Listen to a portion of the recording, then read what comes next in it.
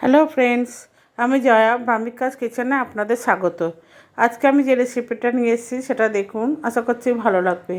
এখানে আমি হাফ কেজির মতো পটল নিয়েছি। পটলগুলোর দুটো মুখে এইভাবে চার সাইডটা মানে চার ভাগ করে কেটে নিয়েছি। এটা কেটে নিয়েছি এইভাবে কারণ এখানে নুন হলুদ যখন মাখাবো নুন হলুদটা ভালোভাবে মেশানো যাবে তাই জন্য। এবার আমি এখানে হাফ চামচের মতো জিরে নিয়েছি, আর চা চামচের মতো ধনে গুঁড়ো নিয়েছি, আর হাফ চা চামচের মতো লাল লঙ্কার গুঁড়ো নিয়েছি।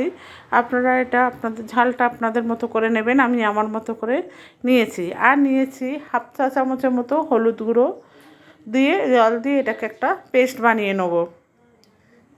এবার আমি এখানে নিয়েছি, এটা পেস্ট করে নিচ্ছি, মিশিয়ে জল দিয়ে চামচ দিয়ে মিশিয়ে নিচ্ছি। নিয়ে আমি এখানে পেস্টটা বানিয়ে খানিকক্ষণের জন্য ভিজিয়ে রাখবো, কারণ এটা যদি ডাইরেক্ট তেলের মধ্যে দিই তাহলে পুড়ে যাবে। তাই জন্য এটা আমি একটা পেস্ট করে নিচ্ছি। এবার যে পটলগুলো নিয়েছিলাম সে পটলগুলোতে ধুয়ে নুন হলুদ মাখিয়ে নেবো। নুনটা মানে লবণটা আমরা আমাদের স্বাদের মতো দিয়েছি, দিয়ে আর হলুদটাও দিয়েছি, দিয়ে আমি এটাকে ভালো করে মাখিয়ে নিচ্ছি। ভালো করে ঘষে ঘষে মাখাবো, নাকি 10 মিনিট আমি রেখে দেবো। এইভাবে ডলে ডলে ডলে ডলে মাখিয়ে নিচ্ছি।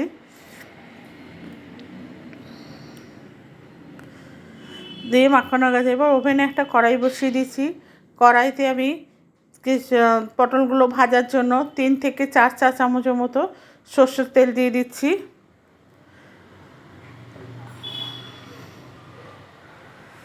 সর্ষের তেলটা দিয়ে দিয়েছি, দিয়ে সর্ষের তেলটা গরম হয়ে গেছে। এবার আমি এখানে একটা একটা করে সব পটলগুলো দিয়ে দেবো। পুরনো বন্ধু যারা আছেন তাদের কাছে আমার অনুরোধ যে আমার চ্যানেলটা বা ভিডিওটা যদি ভালো লাগে তাহলে আপনারা কী করতে হবে সেটা তো জানেন, সেটা বলার দরকার নেই। আপনারা যেভাবে এতদিন পাশে ছিলেন সেভাবেই পাশে থাকবেন। আর নতুন বন্ধু যারা আমার চ্যানেলটাকে এখনও সাবস্ক্রাইব করেননি তাদের কাছে অনুরোধ, আমার চ্যানেলটাকে অতি অবশ্যই সাবস্ক্রাইব করে দেবেন এবং পাশে থাকা বেল আইকনটা অতি অবশ্যই প্রেস করে দেবেন।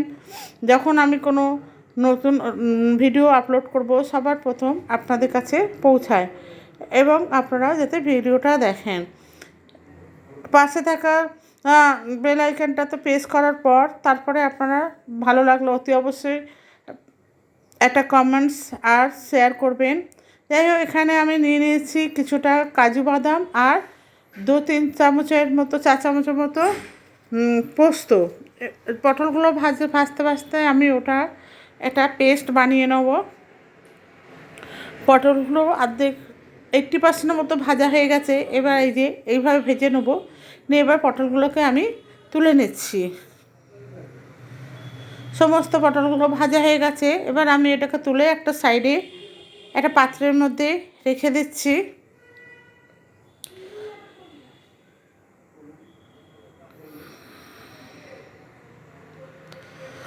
সব পটলগুলোকে আমি তুলে নেব। আমি এরপরে আর কোনো তেল দেবো না, ওই একই তেলের মধ্যে, যেহেতু পটল ভাজলে একটু তেলটা কালো হয়ে যায়। এবার আমি এখানে দিচ্ছি হাফ চা চামচের মতো কালো জিরেটা ভাজা হয়ে গেছে। এবার আমি যে মশলা পেস্টটা বানিয়েছিলাম সেই মশলার পেস্টটা আমি দিয়ে দিলাম, দিয়ে ভালো করে আমি ভেজে নেবো যাতে কাঁচা গন্ধ না ছাড়ে। দিয়ে ভালো করে ভেজে নিয়েছি। নিয়ে এবারে আমি এর মধ্যে দিয়ে দিচ্ছি একটু জল, যাতে মানে এটা মশলাটা একটু ভালোভাবে ভাজা হয়ে যায়। এবং মশলাটা আমার ভাজা হয়ে গেছে, তেলও ছেড়ে দিয়েছে। তেল ছেড়ে দেওয়ার পর আমি এবারে এর মধ্যে অ্যাড করে দেবো ওই ভাজা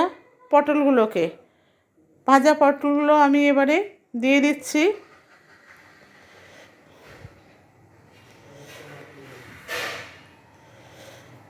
দিয়ে নেড়ে চেড়ে নেবো ভালো করে।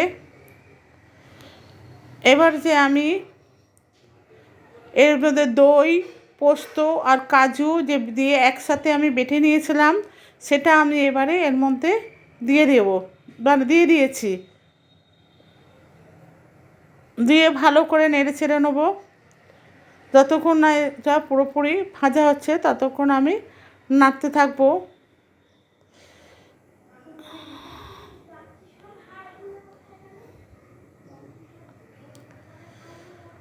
ভালো করে আমি ভেজে নিচ্ছি। এবার এর মধ্যে আমি স্বাদ মতো লবণ দিয়ে নেব। আপনারা বন্ধুরা আপনাদের স্বাদ মতো লবণটা দেবেন। দিয়ে ভালোভাবে নেড়ে চেড়ে নিচ্ছি। যেহেতু পটলটা ভাজা সেই জন্য এটা মানে আমার হয়েই যাবে, মানে অর্ধেক রান্না হয়েই গেছে। এরপরে আমি এবার এখানে একটু জল দিয়ে দিচ্ছি অল্প পরিমাণে, যেহেতু একটু সিদ্ধ খাওয়া বাকি আছে, বয়েল করতে বাকি আছে, তাই জন্য একটু জল দিয়ে দিলাম।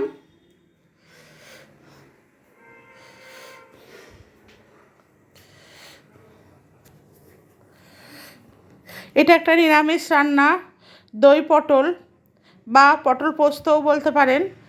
দিয়ে এটা যে নামটা ভালো হবে সেটা আপনারা কমেন্টস বক্সে লিখে দেবেন।